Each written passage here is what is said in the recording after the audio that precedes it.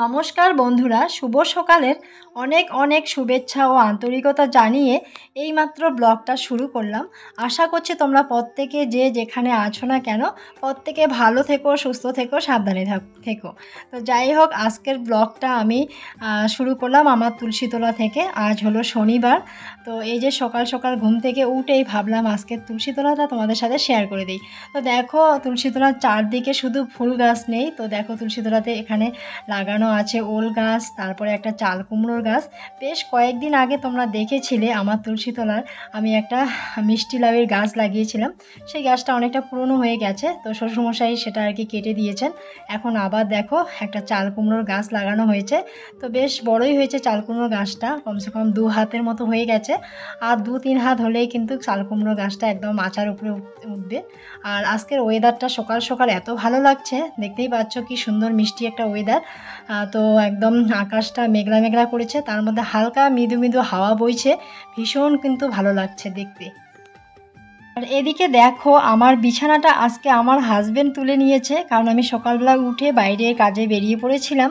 তারপর হাজবেন্ড মেয়েকে ডাক দিয়ে তুললো। তো দেখো ওই বিছানাটা গোছগাছ করে নিয়েছে, তো তোমাদের সাথে একটুখানি শেয়ার করে দিলাম। আর সাথে দেখো মশারিটা কিভাবে টেনে রেখেছে, একটুখানি ঝুলেও আছে।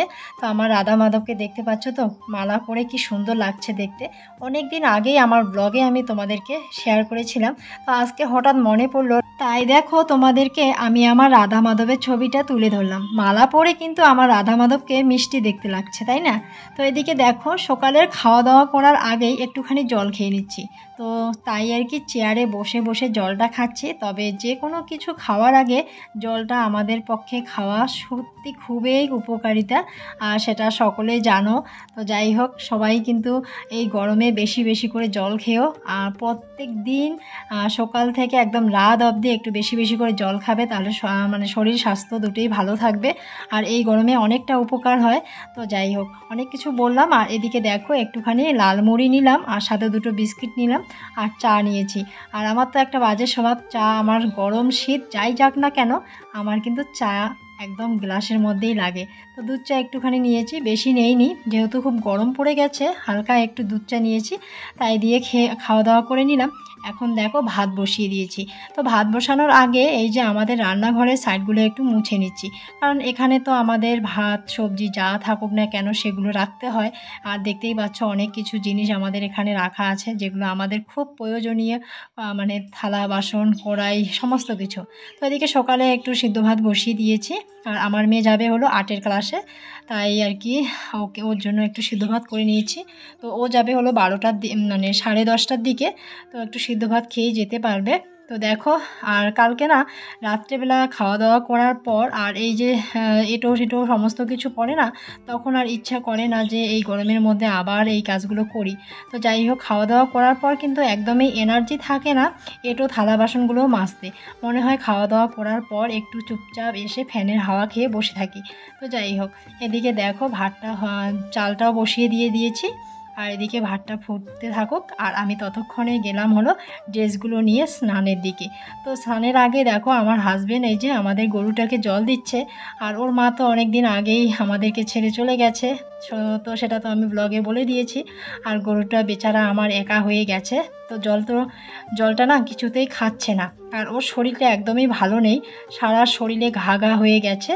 আর সবাই বলছে যে এই মানে ঘায়ের রোগটা নাকি ভালো না। তবে শুধু আমার মানে গরুটা না, সবার গরুরই এইরকম একটা অবস্থায় ভুগছে। তো আমি ঔষধ নিয়ে এসেছি পশু ডাক্তারের কাছ থেকে, সেদিন ডাক্তারও এসেছিলো, এসে দেখলো। তো যাই হোক, ঔষধ দিয়েছে, আর প্রতিনিয়ত ঔষধগুলো টাইম টু টাইম খাওয়ানো হচ্ছে। তো দেখো এদিকে স্নানটাও সেরে আমি সোজা চলে আসলাম ঘরে এসে দেখি আমার ভাতটা কিন্তু প্রায় সিদ্ধ একদম কমপ্লিট হয়ে গেছে। তো এখন যদি আমি সিঁদুরটা পরে নেই, তাতে আমার ভাতের সিদ্ধটা না অনেকটা বেশি হয়ে যাবে। আর বেশ আর কি ভাতের সিদ্ধটা বেশি হয়ে গেলে পরে কিন্তু খেতে ভালো লাগবে না। তাই ভাবলাম সিঁদুরটা পরে নেই, আগে ভাতটাই গালিয়ে নেই। তো দেখো ভাতের জলটাও একটু বেশি হয়ে গেছে। তো এরকম করে এই যে আমি যে কোনো গামলার মধ্যে ভাতের ডেস্কি বসিয়ে রাখি। তো ভাবলাম ভাতের মাড়টা যেহেতু পড়ে গেছে, এই জায়গাটা একটু শুকিয়ে গেলে কড়কড়া লেগে যাবে, তাই ভাবলাম যে একটা নেকড়া নিয়ে এসে একটু জল দিয়ে মুছে নিচ্ছি। তো এখন যাব হলো ঘরে। তো চলো, এই যে ঘরে চলে আসলাম আমাদের রুমটাতে। তো আজকে এই যে কারেন্টটা মানে ফুল ভোল্টেজ আছে। তো আমাদের ঘরটাও দেখো, জানলাগুলো সমস্তটাই মেলিয়ে দিয়েছি, সাথে হলো আমাদের দরজাটা যখন আমি পুরোটা মেলিয়ে দেই তখন কিন্তু আমার ঘরটা একদম আলোয় আলোকিত হয়। কিন্তু কি বলো তো, সবসময় তো ঘরের দরজাটা পুরোটা মেলিয়ে দেওয়া ঠিক হবে না, তাই না?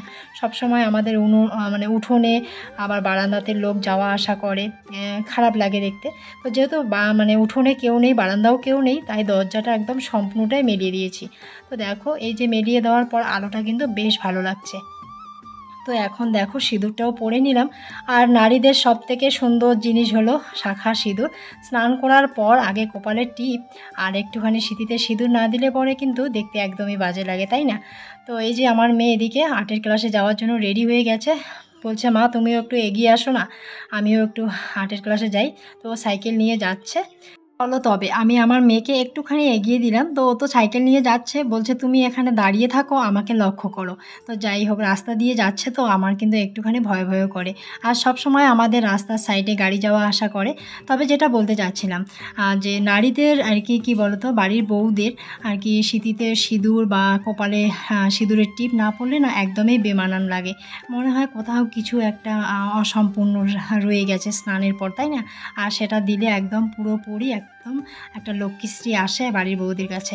তবে কোথায় বলে সংসার সুখের হয় নাকি রমণীর গুণে।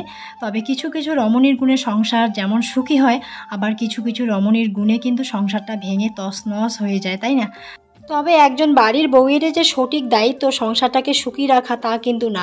বাড়ির প্রত্যেকটা সদস্যকে হাতে হাত মিলিয়ে একসাথে সেই সংসারটাকে ভালোভাবে রাখার চেষ্টা করতে হবে, তবেই সেই সংসারটা সুখী হবে।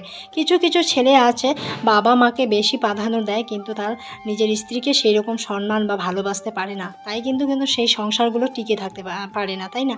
তো একজন স্ত্রী তার বাবা মা আত্মীয় স্বজন সমস্ত কিছুকে ত্যাগ স্বীকার করে কিন্তু স্বামীর হাত ধরে শ্বশুরবাড়িতে আসে।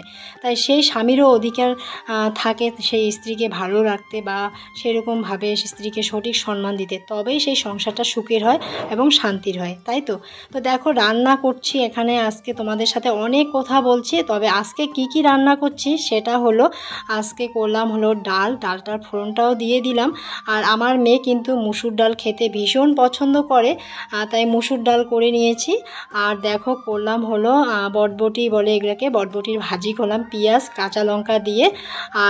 আর করেছি হলো কি বলে পুঁই শাক, সাদা পুঁই শাকের সাথে একটুখানি মিষ্টি কুমড়ো ঘ্যাট করে নিয়েছি। আর করেছি হলো ওই যে সুরিমালা ফুল বলে না, সেই সুরিমালা ফুলের ভাজি করে নিয়েছি। তো কালকে রাত্রিবেলায় একটুখানি বাসি আমের টক ছিল, সেই আমের টকটা ফ্রিজে রাখা ছিল, সেটাও নিয়ে নিলাম। তো আজকে দেখো খাওয়া দাওয়া কমপ্লিট হওয়ার পর একটুখানি ঘুমিয়ে গেছিলাম।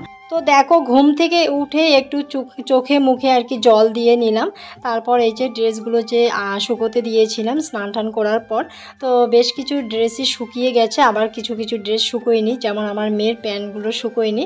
তো এগুলো দেখো আর কি আমাদের ঘরের টার আছে, সেই টারের মধ্যে মেলিয়ে দিব। তো আজকে যাব হলো আমার মেয়েকে ডাক্তার দেখাতে। তো অনেক দিন হলো মেয়ে 1 থেকে 2 বছরে হয়ে যাবে, আর 1.5-2 বছর হয়ে গেল জানো, কান ফোড়া করেছি। তো কানের পিছনে যে সাইডে ফোড়াটা করেছি সেই ফোড়ার ওখানে একটা মাংসপেশি অনেকটা ফুলে উঠেছে, হয়তো টিউমার হয়েছে বা অন্য কিছু। তো যাই হোক জায়গাটা একটু শক্ত শক্ত হয়ে গেছে, তাই আজকে যাব ডাক্তার দেখাতে। তো হোমিওপ্যাথি ডাক্তারই দেখাবো, উনি কিন্তু 10টার দিকে বসেন, অবশ্য সন্ধ্যা অবধি থাকে।